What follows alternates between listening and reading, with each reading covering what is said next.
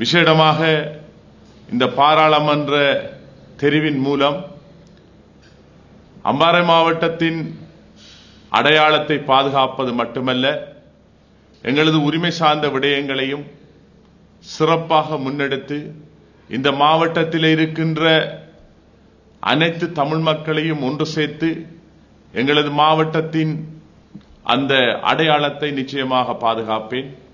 அது மட்டுமல்ல, எனது நோக்கம், எனது எண்ணம், சிந்தனை இந்த அம்பாறை மாவட்டத்தில் உள்ள தமிழர்களுக்காக 7 அம்ச கோரிக்கையை முன்வைத்து எனது இந்த நடவடிக்கையை நான் மேற்கொள்வதற்கான நடவடிக்கையை நான் மேற்கொள்வேன்.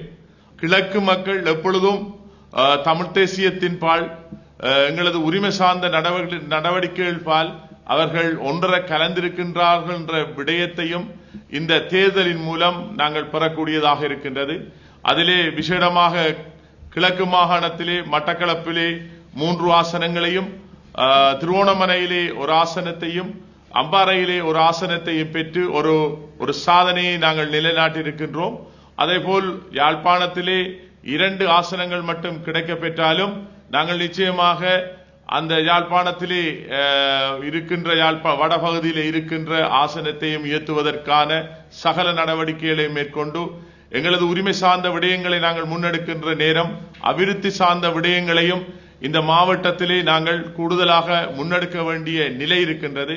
அது மட்டுமல்ல, தமிழ் தேசிய கூட்டமைப்பை, தமிழரசு கட்சியை உடைப்பதற்காக பல சதி வேலைகளை, சதி திட்டங்கள் தீட்டப்பட்டதன் நிமித்தம்தான் அங்கே வடக்கிலே ஒரு பின்னடைவு ஏற்பட்டிருக்கின்றது. நிச்சயமாக அந்த பின்னடைவானது எதிர்காலத்திலே சிறப்பாக முன்னெடுக்கப்பட்டு சிறந்த அரசியல், சிறந்த ஒரு கட்டமைப்பை ஏற்படுத்தி கூடுதலான ஆசனங்களை எதிர்காலத்திலே எடுக்கக்கூடிய அந்த வாய்ப்பு இருக்கும். அதேபோல் ஒவ்வொரு மக்களோடும் கூட இருந்து தமிழ் மக்களின், வடகிழக்கில் இருக்கிற தமிழ் மக்களின் உரிமை சார்ந்த நிலையான அபிவிருத்தி சார்ந்த விடயங்களை நாங்கள் முன்னெடுப்போம் என்பதனையும் இந்த இடத்திலே கூறிக்கொள்ள விரும்புகின்றேன்.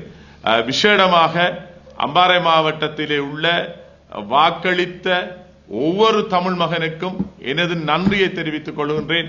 வாக்களிக்காதவர்களையும் ஒன்று சேர்த்து நாங்கள் ஒரு சிறந்த கட்டமைப்பை அம்பாறை மாவட்டத்திலே ஏற்படுத்தி, அந்த ஏற்படுத்துவதன் மூலம் நாங்கள் எதிர்காலத்திலே ஒரு சிறந்த, ஒரு பலமான ஒரு கட்டமைப்பை இந்த மாவட்டத்தில் ஏற்படுத்துவோம். நாங்கள் உரிமை சார்ந்த விடயங்களை முன்னெடுக்கின்ற நேரத்திலே அபிவிருத்தி சார்ந்த விடயங்களுக்கு கூடுதலான கவனத்தை நாங்கள் செலுத்துவோம்.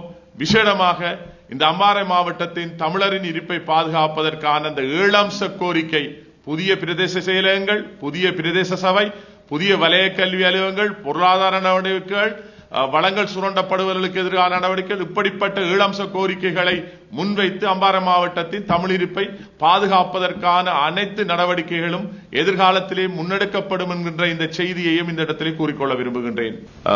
விசேடமாக கிடைக்கப்படுகின்ற இந்த போனஸ், தமிழரசு கட்சி கிடைக்கப்படுகின்ற போனஸ் ஆசனமானது சிறந்த ஒரு நபருக்கு, அதாவது சிறந்த செயற்பாட்டு அரசியலை முன்னெடுக்கின்ற, நிலையான அரசியலை முன்னெடுக்கின்ற நபருக்கு நிச்சயமாக வழங்கப்படும்.